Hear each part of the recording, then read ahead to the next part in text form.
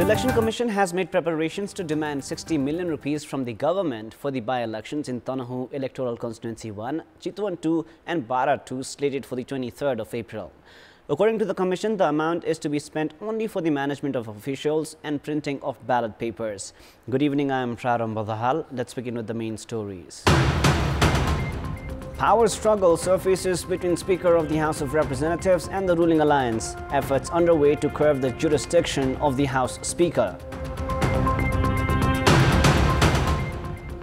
Development of meteorological forecasting depending on donors in Nepal.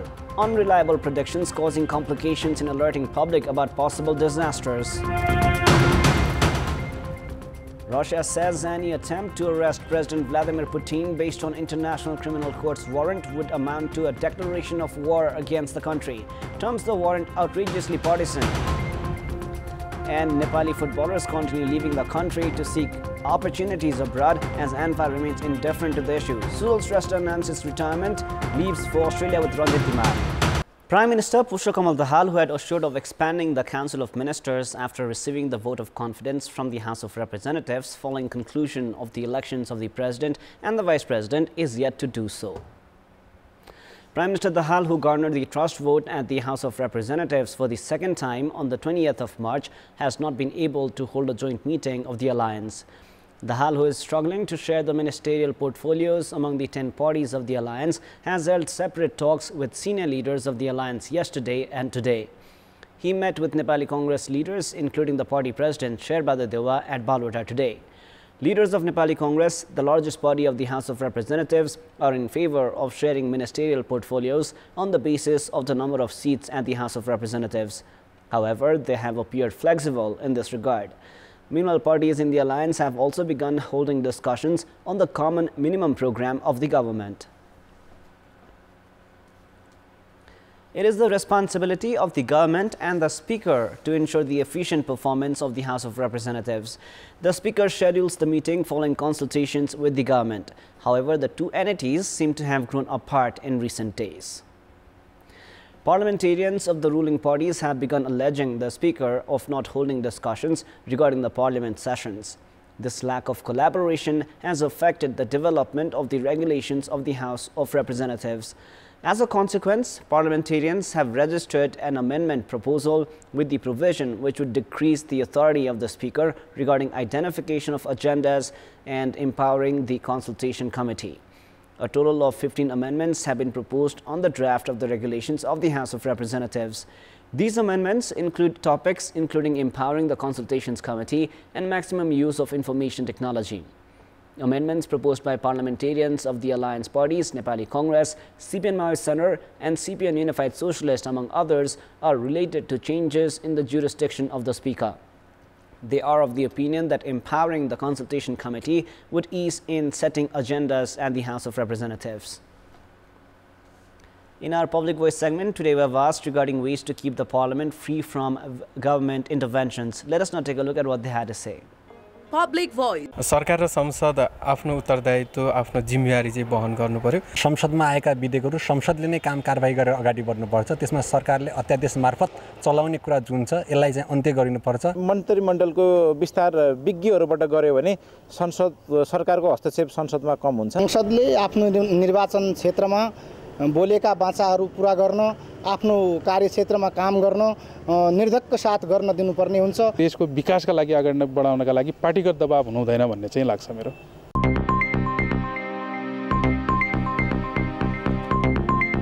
The Election Commission has made preparations to demand 60 million rupees from the government for the by-elections in Tanahu Electoral Constituency 1, Chitwan 2 and Bara 2 slated for the 23rd of April. According to the Commission, the amount is to be spent only for the management of officials and printing of ballot papers. Meanwhile, the Election Commission has said that it will not procure other new equipment and resources and will reuse those remaining from the November 28 general elections. Registration of political parties for the by-election, which began yesterday, will conclude on the 26th of March. It is now time for a short break. Weather forecast is a topic of interest for most sectors, including travel and tourism, agriculture, development and civil aviation. Now, despite improvement in weather forecasts in Nepal, adequate attention has not been paid towards capacity enhancement and factual analysis. With access to smartphones and internet, anyone can easily receive information about weather forecasts, which has become very important in sectors including agro, travel and tourism and civil aviation.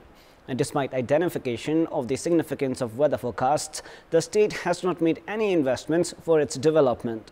Experts are of the opinion that the government has not paid any attention towards prioritizing the enhancement of weather forecasts and has been depending on aid from donor agencies. Weather-related data help in issuing alerts, preventing damages and identifying losses caused by natural disasters, including heavy rainfall and floods. Analysts have also identified the need for forecasts related to impact caused by specific weather conditions. The flow of patients at hospitals have increased, with people reporting seasonal flu amid change in the weather condition. Doctors have said that patients have been reaching hospitals with fever, flu and headache, among other issues. 25% of the cases in the outpatient department of the Tribhuvan University Teaching Hospital have reported these symptoms. Likewise, Bir Hospital too has reported 20% flu cases. The number of flu patients at majority hospitals is on the rise. Doctors say that seasonal flu can be treated at home with doctors' advice. However, patients have been urged to visit hospitals if they have experienced unbearable physical pain, continuous high fever and blood in cough, among other symptoms. Influenza A and B have been detected in a number of patients reaching the hospitals. According to doctors, a large number of patients with seasonal flu have refrained from visiting hospitals by adopting a wait-and-watch strategy. It is now time for our segment Public Pulse, where you text us with your opinion. Public Pulse, brought to you by... And before we ask today's question, let us take a look at the result from yesterday's poll. Yesterday we had asked, what do you term the government effort to include migrant workers in the Social Security program? 43% were for A, good initiative, 26% were for B, challenges in implementation, and 31% were for C, move to seek popularity. And here is our today's question. What do you term the government decision to provide compensations for ineligible members of the People's Liberation Army? Your options are A, commitment towards the peace accord, B, self-serving decision, and C, relief for the victims. The voting is on. Type NEWS, select your option A, B or C and send it to 34001 to share your opinion with us.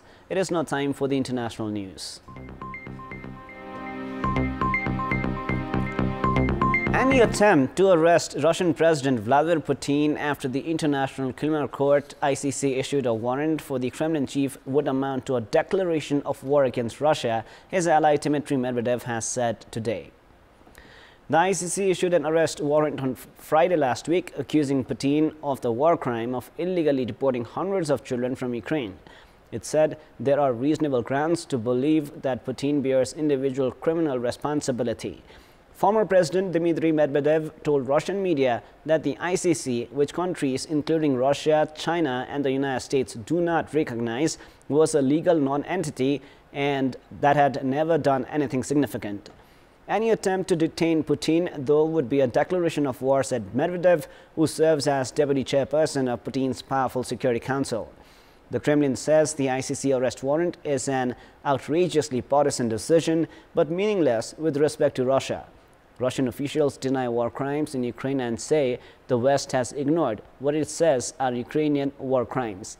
Russia's February 24 invasion of Ukraine has triggered the deadliest European conflict since World War II and the biggest confrontation between Moscow and the West since the 1962 Cuban Missile Crisis. Medvedev said relations with the West were probably at the worst point ever. Well, more is coming up, but right now it is time for yet another short break. It is now time for the sports news. Sports news. Footballer Sujal Shrestha has announced his retirement from international football. And before leaving Nepal for Australia, Shrestha announced his retirement in a social media post. Shrestha, who was a regular member of the national team, has announced his retirement and left for Australia. Having made his international debut for Nepal in the international friendly against Bhutan played in Pokhara in 2011, Shrestha has 51 appearances for the country. Shrestha had also assumed the responsibility of Nepal captain after 2015 and led Nepal to gold in football at the 13th South Asian Games. He was also the captain of Machindra Football Club, which won 2 successive seasons of the Martyrs Memorial A Division League tournament. He has also played for Manang Morsangdi and Sankata FC in domestic football. Shrestha has led for Australia with defender Ranjit Dhimal. Only a few weeks ago, forward Sunil Bal, who was captaining Sankata in the domestic top flight, had left for Australia. More than 40 Nepali footballers have left for Australia in the past 6 months alone. More players are planning to leave Nepal to seek better opportunities abroad, as the national football governing body, the All Nepal Football Association ANFA, is yet to introduce any sound plans to retain the players at home. The Sudur Paschim province have marked a winning start at the Lalitpur Mayor Women's Championship cricket tournament. In the first match, Sudur Paschim secured a 51-run win over Lalitpur Mayor 11. In the match played at the Triveni University Cricket Grounds in Kantipur, Sudur Paschim won the toss and elected to bat, where they posted a total of 137 runs for the loss of 3 wickets in 20 overs, as Samjana Khatka scored a half-century. Bindu Rawal scored 18, while Ruby Podar contributed 28 runs. Samjana remained unbeaten at 51 runs from 45 balls. Her innings included 6 fours, while Kavita Joshi was not out at 27 runs. Kritika Marasini picked 2 wickets for Lalitpur. Chasing a target of 138 runs, Lalitpur were restricted to 86 for the loss of 7 wickets in their 20 overs.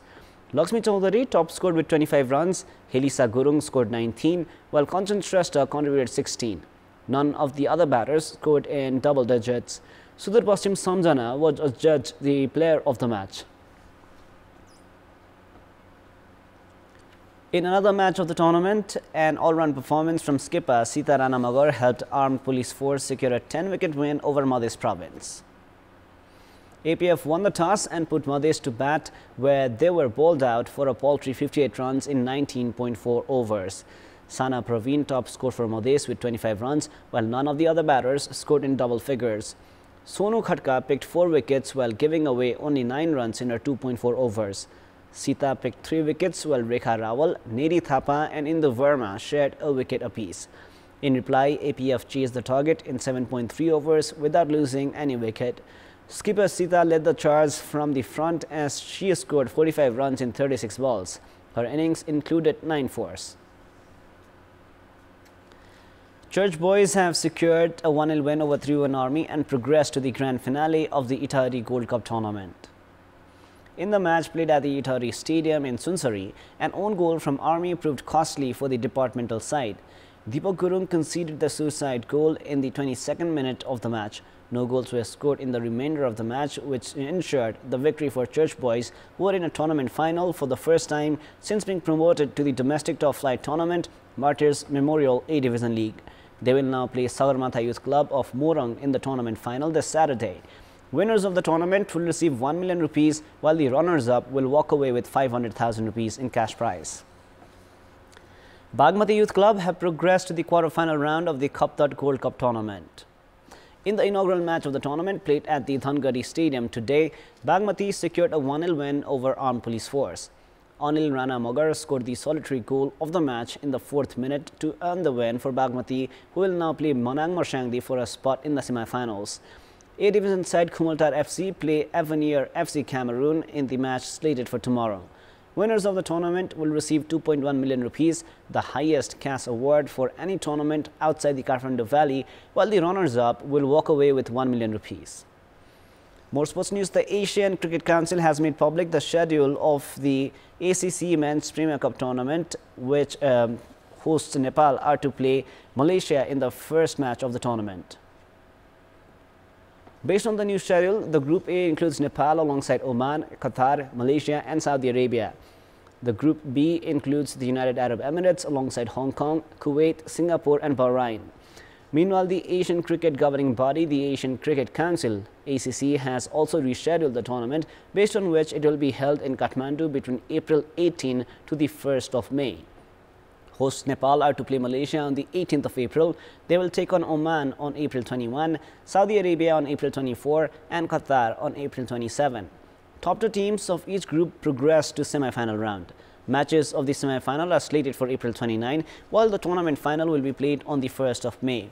Winners of the tournament will secure their berth at the Asia Cup, slated for September in Pakistan, while the top 3 teams will play in the ACC Emerging Asia Cup. Up next is the weather update.